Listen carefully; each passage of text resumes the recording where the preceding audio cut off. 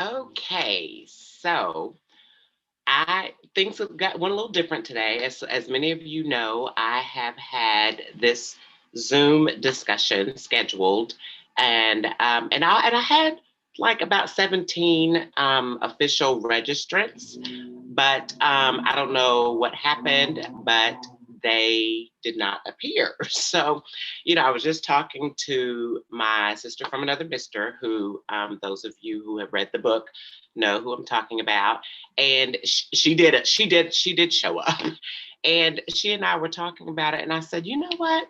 I'm going to do this anyway. I'm going to do what I said I was going to do. I'm still going to do that. Like, why not? So what I did, I have decided that obviously, since this will not, it's no longer a discussion, it is just a presentation. That is what you're going to get. You're going to get a presentation of my method to the magic model, and how I basically use my book. I've used my book as the template for not only how I manage my personal life, but how I use it actually to effectuate my business model, my Good to Great Innovative Solutions business model, and in terms of working smarter, not harder, because I talk about that. I say that a lot. If you go on my website, you see it's like work smarter, not harder, right? And so I decided that I'm going to just have a little meeting with a presentation to myself that that I am affectionately sharing with you all, and hopefully you will enjoy what you see. And then you can just send me a message, and if you have any questions or things like that, and I'm happy to do that. You just reach out to me and I will get back to you. So now, the first thing that I want to do is I want to talk a little bit about my like how I came up with this whole, the method to the magic and everything. So those who have read my book, I keep dropping those hints because you should get the book. Okay. But there's a popular metaphorical expression, think outside the box. Think outside the box. And I'm like, and when I started thinking about that, it's like, I think that that expression is kind of ridiculous, because, and I'm going to tell you why. Because you think about boxes, exhibit A, box, exhibit A, and boxes are restricting. They have all these sides. This happens to be a tissue box, so there's a little bit of an opening, but work with me here, right? So it's this popular expression which is used to basically it's this popular metaphorical expression that is used to encourage people to think differently, unconventionally, and things like that, right? But when you think about a box, boxes are very restricting. They have these sides, they have all these bases and everything. So if you are inside of a box, the first thing you are unable to do inside of a box is breathe. You cannot even breathe inside of a box. And if you're unable to breathe, you can't think. So how are you supposed to think outside of a box if you're unable to even think inside of a box? Doesn't make any sense. So my philosophy is, why don't you just get rid of the box? Hello lights, like, get rid of the box. And so you get rid of the box, and then you are free to just think. It's easier. Just get rid of the box.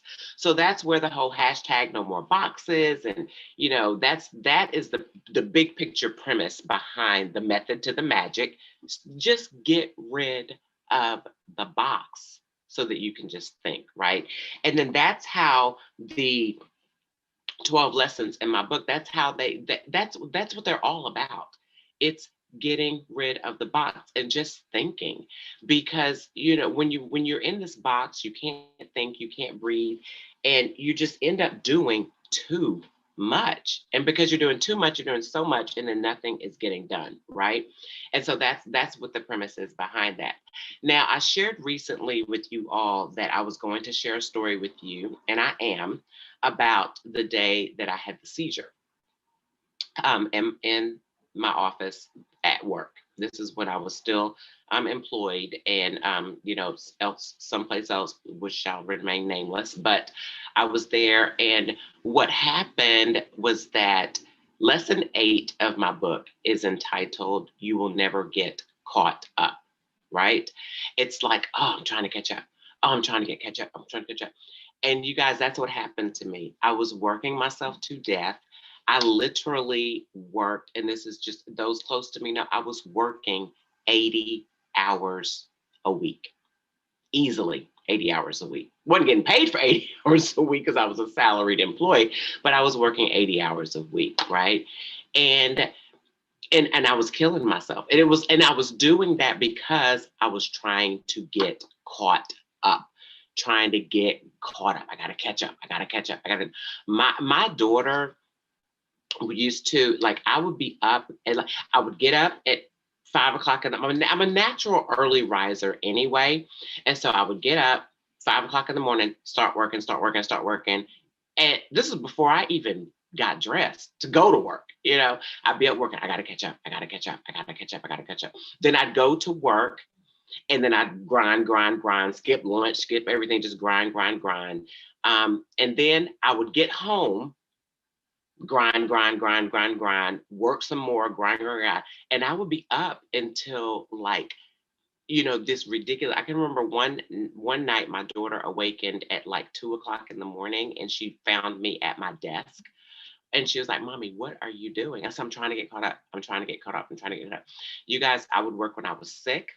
I would work when I was on vacation. I would, like, at a holiday. I worked all the time trying to get caught up.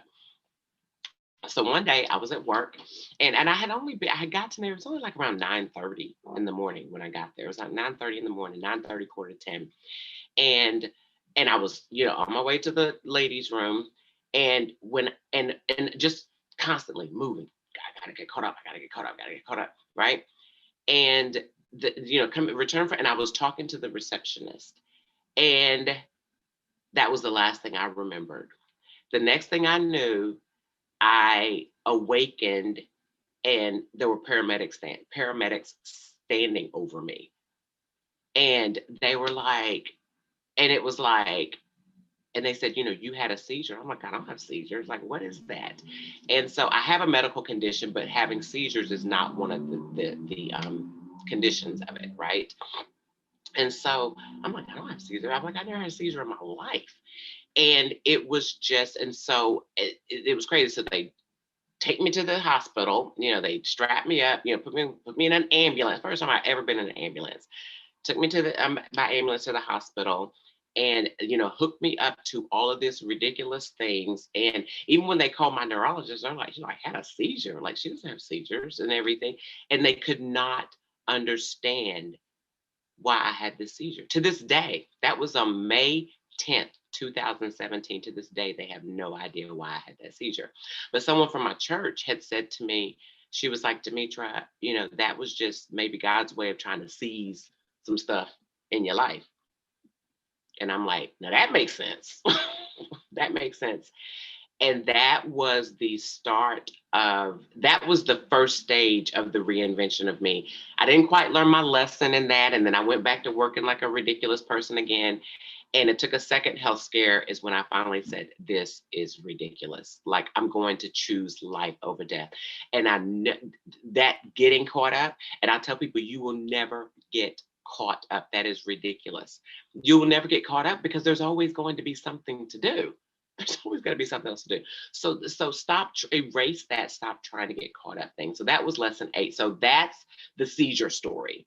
And that was the health scare that I had. I had a seizure and walked out, was in that hospital for 3 days, hooked up to everything. Stuff they did tests on me. I didn't even know, I never even heard of that stuff. It was crazy. And it was a scary, scary thing. And my daughter was scared. My family, everybody was just scared. It was a very, very scary time. So, but I walked out of that hospital and I was like, "Oh no, I won't be coming back up in here." And that was the whole thing. So when I say lesson 8, that's why I say you will never get caught up. And that's that expression, y'all got to get caught. That's that box mentality. Like, oh, I got to get caught up. I got to get caught up. And I know as I'm saying this, you're all like, yeah, I say that all the time. It's ridiculous, right? Stop trying to do that. You will never get caught up, right? And what I do now when I talk to people, when I coach, talk to, professionals and things like that, it's like, stop putting that. That's ridiculous. If you have people working that hard, you need to hire more people, because that no one should be it's just ridiculous, and you're killing people. So if you are that manager that is like, shame on you, cut it out, right? So that's the story that I promised that I would share with you all about the day that I had the seizure, and it was a really, really scary thing. And so, all of the lessons in my, like, these are my lessons. These are lessons that I learned. These are not things that I saw read somewhere. And when my friend, when she had said to me, like, Demetri, you should really write a book. You should really write a book. My book is only 35 pages for a reason, because it doesn't take all that. Like, here, this is what it is, right? Trusting yourself to be the expert. That's lesson one. Trust yourself. Trust yourself to be the expert. And, there a lot of that. What I've learned is that a lot of people don't trust themselves.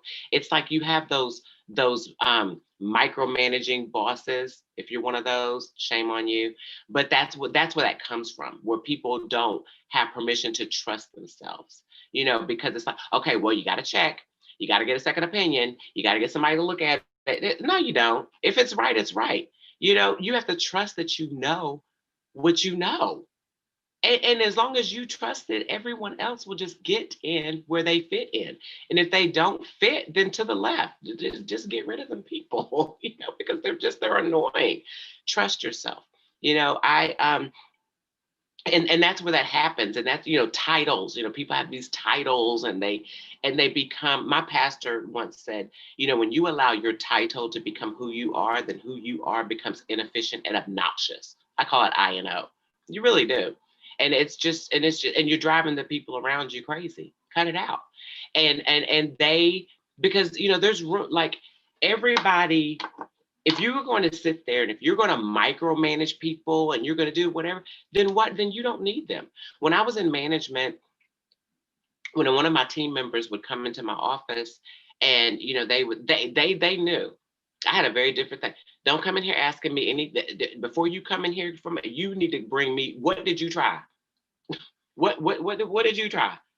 Tell me what you've already done that doesn't work.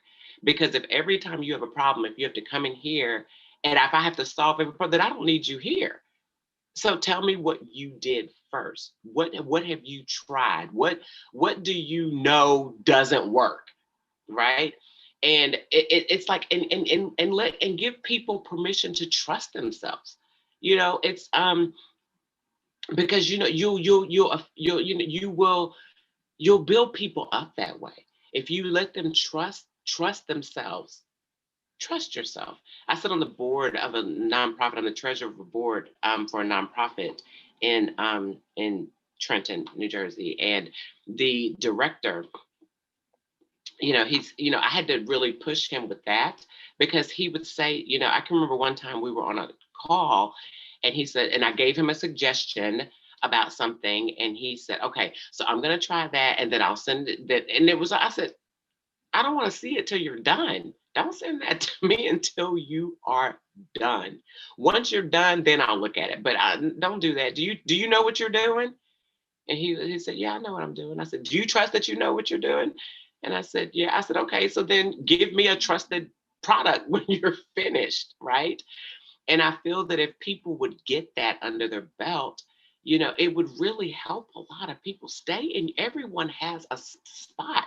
Stay in your lane. Stop micromanaging people. Stop feeling like it's ridiculous and you're annoying. Those are some, but it's like, I talk about these things in my book because I know that they work. I had a great team. I really, really did, because I tell people, trust yourself. You know what you're doing, right? Another, there's different. There's so many. Listening. A lot of people just, they're terrible listeners. Because you want to know why? They don't, because listen, I tell people you listen to learn, but that's not what people do. Most people listen to agree or disagree. It's like, okay, do I agree with what you're saying? And and that's what it is. It's like, just close your mouth and listen. Listen to learn. And you will learn something, from everybody. Listen to learn. I will listen to. There is this this I ran into this man one day, and and he was, and you could tell that he was like a little like mentally challenged. I still listened to him, and I learned something from him. Close your mouth and just listen. Listen to learn. Listen to the people around you. Listen to your kids. Listen to your coworkers. Listen to your direct reports. Like, listen to people, because if they're the ones who are doing the thing, you will learn something. You don't know everything, and you don't want to know everything. Why do you want to know everything? I don't know everything. I want to know what I know. And people will, people know that that I have a finance degree, and they'll reach out to me, and they'll ask me certain, because they know my background, and they will ask me certain questions. They'll say, oh, well, Demetra, I have a question. I said, I don't do that. I don't do that. I'm not doing that. Ask me about taxes. I don't do tax return. I do my taxes. I'm not doing nobody else's taxes. I don't want to do taxes, but I can give you somebody who does. There's, let like, just but the listening thing. Listen to learn. You can learn from so many people. You can learn from everybody, right? The why didn't you know? Let me tell you, this is for the kids, because I know there's some kids listening to this. I know there were some kids that were going to watch this with their parents. That's why this one's for you, babies. This is for y'all. Why didn't you know? Oh, I didn't know that. Oh, I didn't know I was supposed to do that. Well, why didn't you know?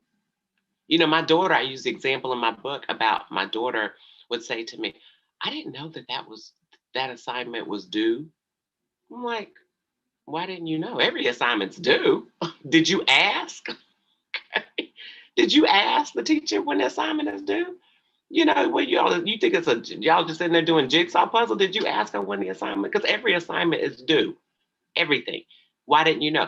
People would come into my office, and they didn't know that the policy. They didn't know what a certain policy said. I didn't know that was really. Why didn't you know? Because it's in the handbook that you signed, that you said you received. Like, you signed a form. There's a form in your personnel file that said that you understood that it was your responsibility to understand this thing, and that's what you were supposed to do. So if you knew that, then that's what you should have done. That's what you should have done, right? So no, there is no no, no, no, no, no. It doesn't work that way. It does not work that way. Okay, so it's like, well, why didn't you know? Why didn't you know? It's not, because more often than not, the reason you didn't know is you. You're the reason you didn't know. You didn't read. You didn't follow the instructions. You didn't do. There's something that you didn't do is the reason why you didn't know, and that's the way that story goes, right? And that's it.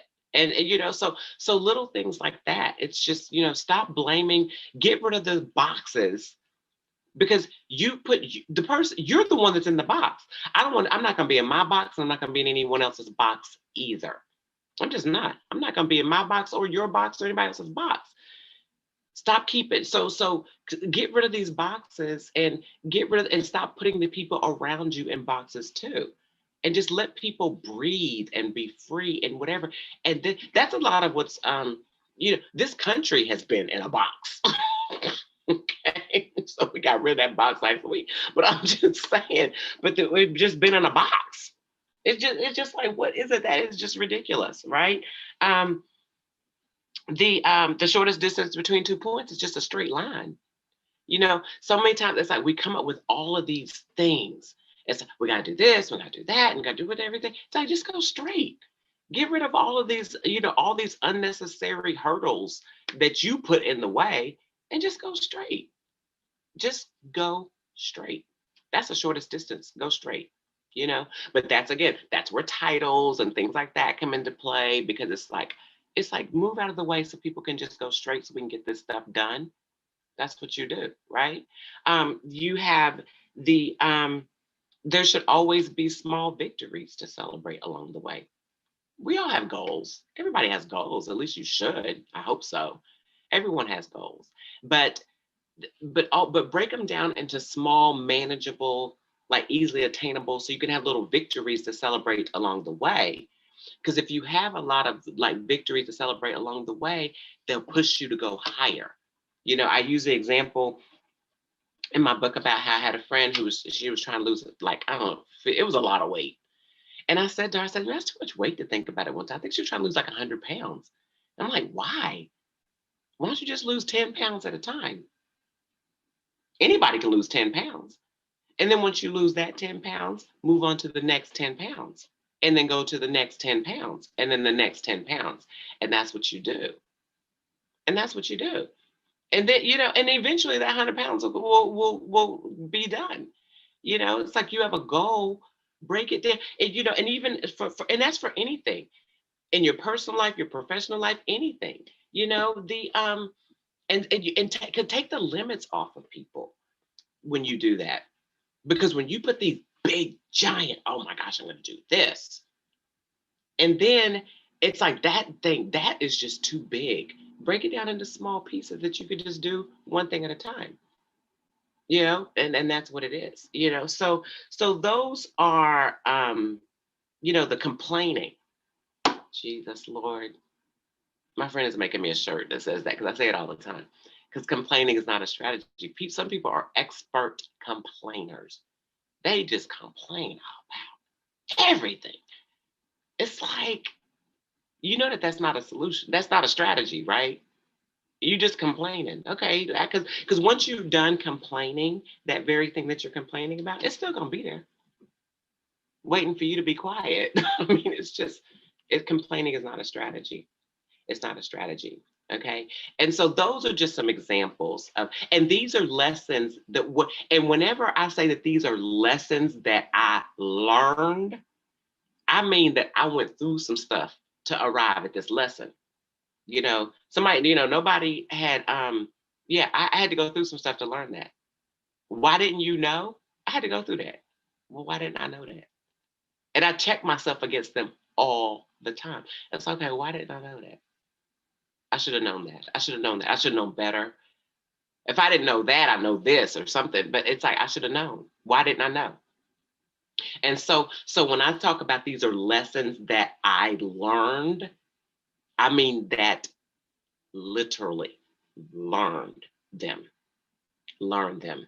I didn't make it through this 52-year journey of my life and everything. Like I'm telling you, I got oops upside my head a lot, but I learned the lessons. And I'm not going to, and I'm not going to keep beating around the same bush and everything. That's fine. I learned my lesson. I learned these lessons and I'm sharing them with you all because I really, really believe them and I live them every day. I test myself against them all the time. I check myself against them all the time. All the time. I kept my book, like, you know what I mean? Like I have my book. Yes, I bought my own book. It's mine. I bought my own book. I bought a book. I didn't have to, but I did. If I'm going to ask other people, I'm going to ask somebody to do something for me that I'm not doing for myself. That's something a lot of people do too. I have the Kindle edition. I got the like and everything, and I bought and I read it all the time. I read it all the time. Have your kids read it. Just everything, especially the kids. I really feel like it can help, especially our school age kids, and I feel like it'll really help them and help them go higher. I believe that. And that's and then all I do is win. I don't believe in winning and losing. I believe in winning and learning.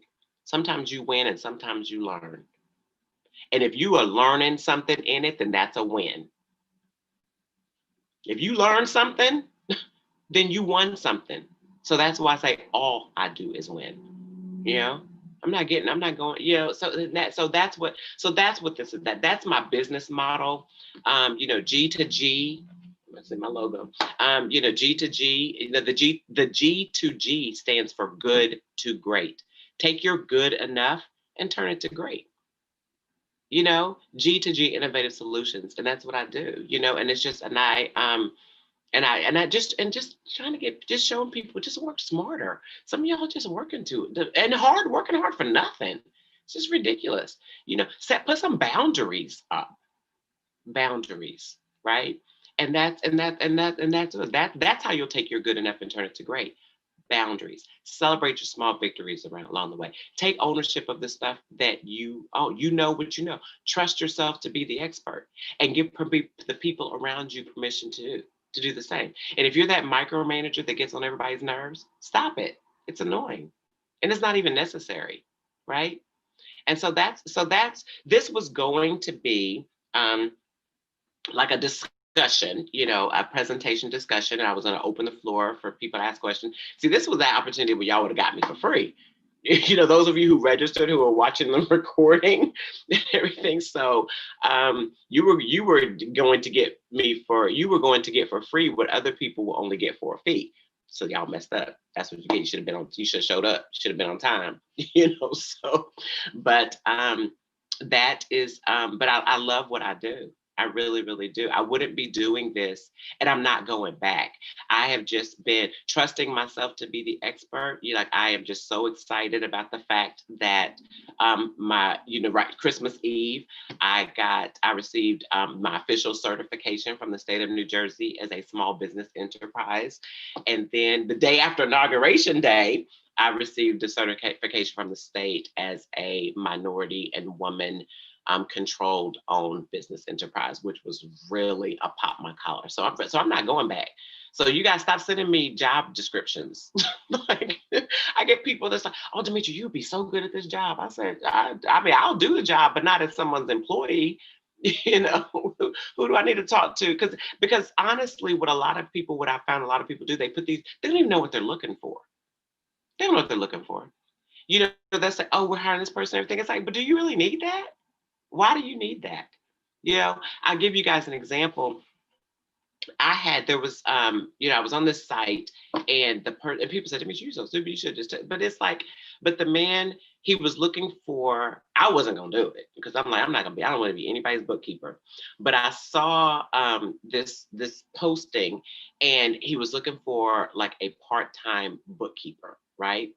And so I just reached out to the man, and I said to him, why do you need because it was a small business. And I said, why do you need a bookkeeper? Why do you need one?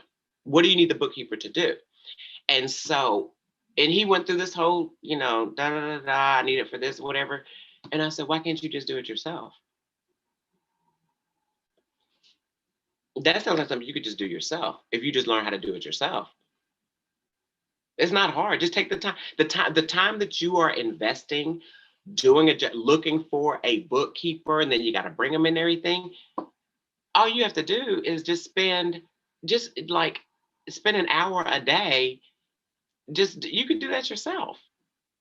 And so I set up like a little thing for him and just created this little workbook for him in Excel and everything. And that man is doing his own books. It's like, please. So just slow down, slow down. And so that's that innovative solutions that I do. It's like, that's ridiculous. You don't need a bookkeeper. You just need to go to class. You need to go to a class. That's what you need. You need a bookkeeper. Stop being lazy. So, but that's what it is, and so I hope that this helps. And you guys reach out to me if you feel like I can help you in any way. Right now, I am working on a program for, I'm not going to tell you, you'll know whenever you see it, right? But next time, show up, be on time. When I schedule something and invite you to something. All right. And thank you for your time. So I hope that this is my first time doing one this way, and I'm trying to put it on YouTube, my YouTube channel live. So I don't know what that's going to look like, but we'll see. But I'm going to end it now. And thank you guys for your time. Enjoy, subscribe, like, share, and holla at your girl.